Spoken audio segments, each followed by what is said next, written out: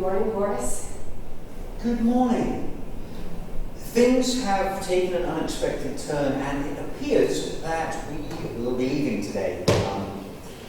It's not very likely that we shall meet again. I'm sorry, I don't often get to meet young girls. Youthful and interesting. I've forgotten how it feels to be 18 or 19. I can't picture it very clearly. It's why the young girls in my stories and novels are generally false. I'd love to be in your shoes, if only for an hour, to find out how you think and what, in general, a pretty young girl is like. Well, I should like to be in your shoes. Why? To find out what it's like to be a famous writer. How does it feel to be famous? And how does it affect you? How? Oh, not at all, I expect. I never thought about it. One of two things. Either you exaggerate my fame, or it's just not something that one thinks about. But if you read about yourself in the papers... Well, if they praise me, then I'm pleased. And when they abuse me, then I'm in a bad mood for a couple of days.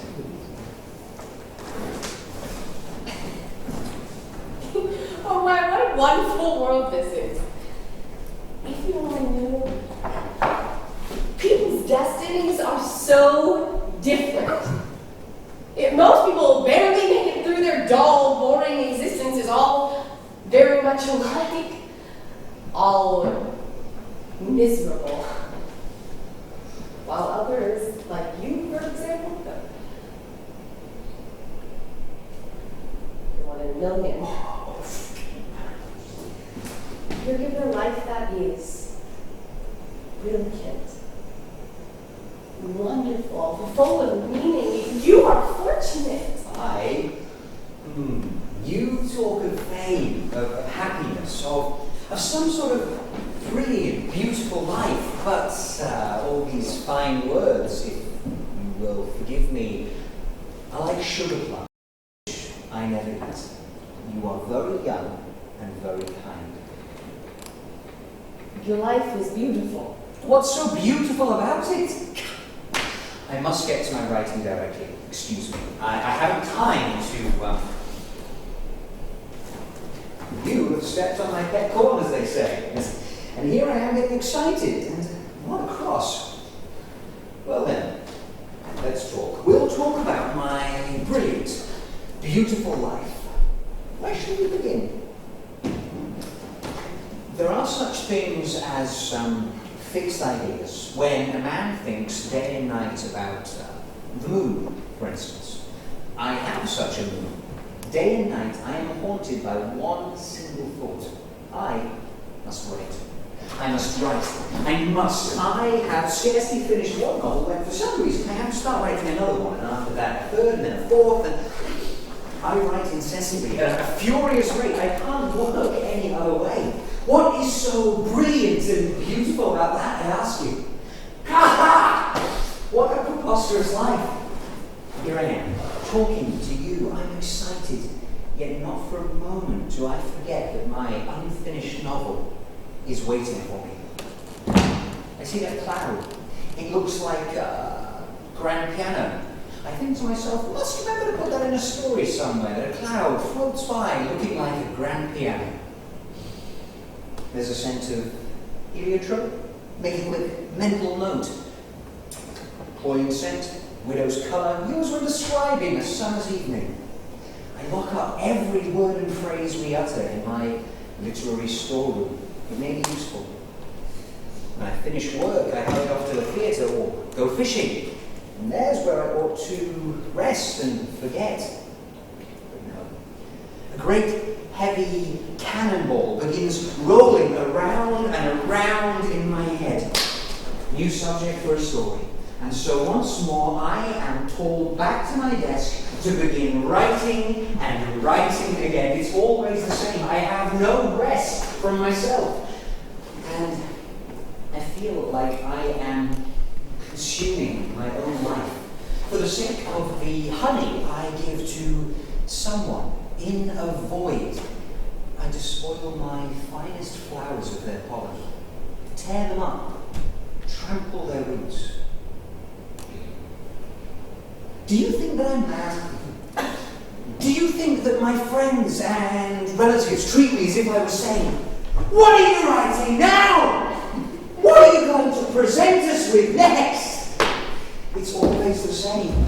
And I begin to think that all these attentions on the part of my friends, all this praise and admiration, it's nothing but a sham.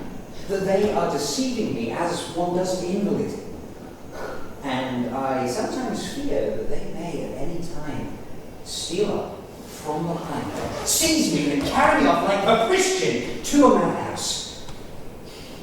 As for the years of my youth, my best years, when it was just beginning, my work was one continuous torture.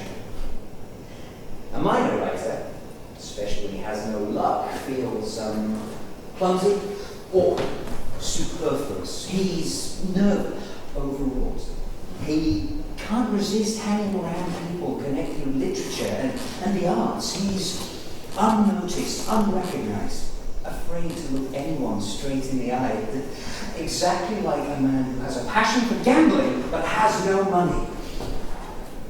I've never seen my readers, but for some reason I imagined them as unfriendly and suspicious. I was terrified of the public. And for some reason, whenever a new play of mine was performed, it always seemed to me that all the dark-haired people in the audience were hostile, and all the fair-haired ones were cold and indifferent. God, what agony, how awful it was.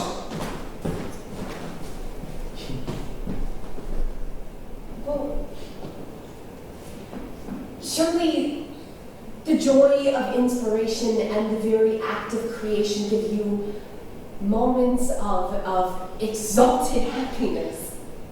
Yes, while I'm writing I like it and I enjoy reading the proofs, but as soon as it appears in print I can't bear it. I see that it's all wrong, it's a mistake that ought never to have been written. I feel vexed and miserable.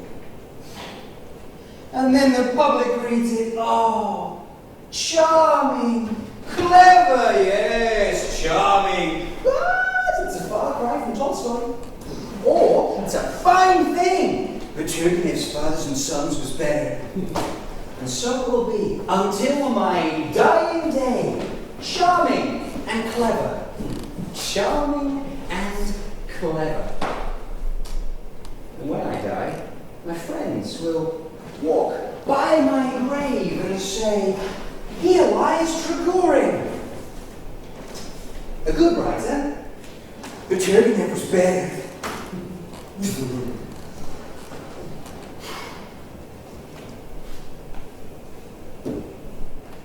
Forgive me, but I give up trying to understand you.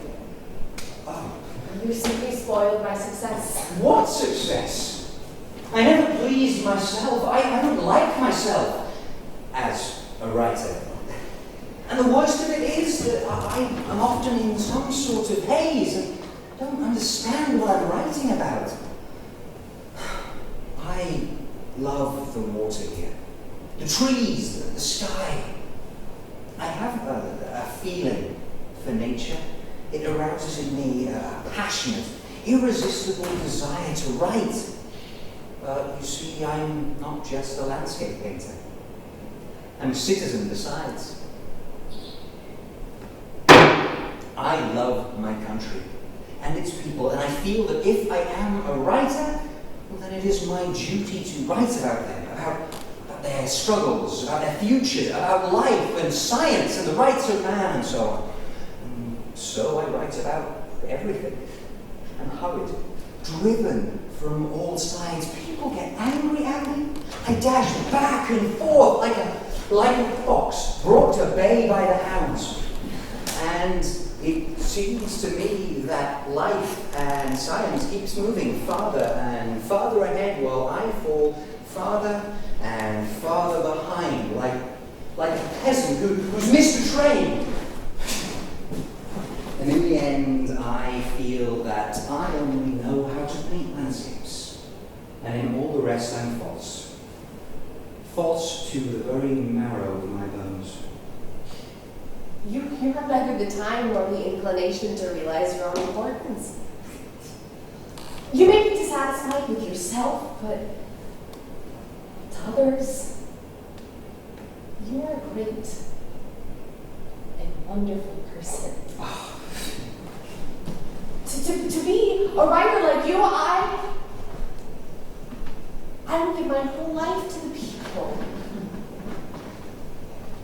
But in doing so, I would understand that the only pleasure for them would be in rising up to my level, and that they would seek to attach themselves to my chariot. My chariot? What am I, Agamemnon? To be a famous writer or an actress, I would endure poverty, disillusionment, the resentment of my family. I would live in a garret and eat black bread. I would realize every single one of my own imperfections, but in return, I would demand fame. Real, resounding fame. Boris! My head is swimming. I am being called. It's a pack, I suppose, but I don't feel like leaving. Look, what paradise. It's lovely.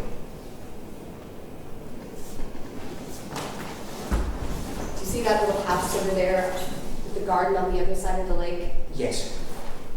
It's my mother's house when she was alive. I was born there.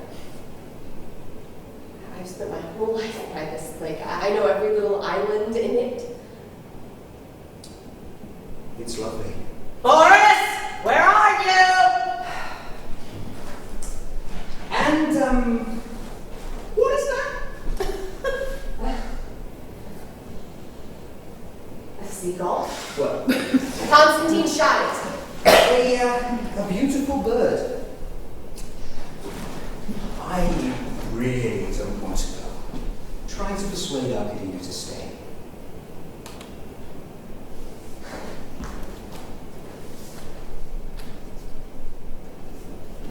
What are you writing? Just making notes. I did have an idea for a short story. A young girl, like you, lives all her life by the side of a lake, and like the seagull, she's happy and free.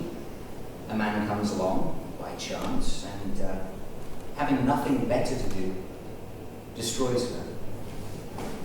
Just like the seagull. Boris! Coming!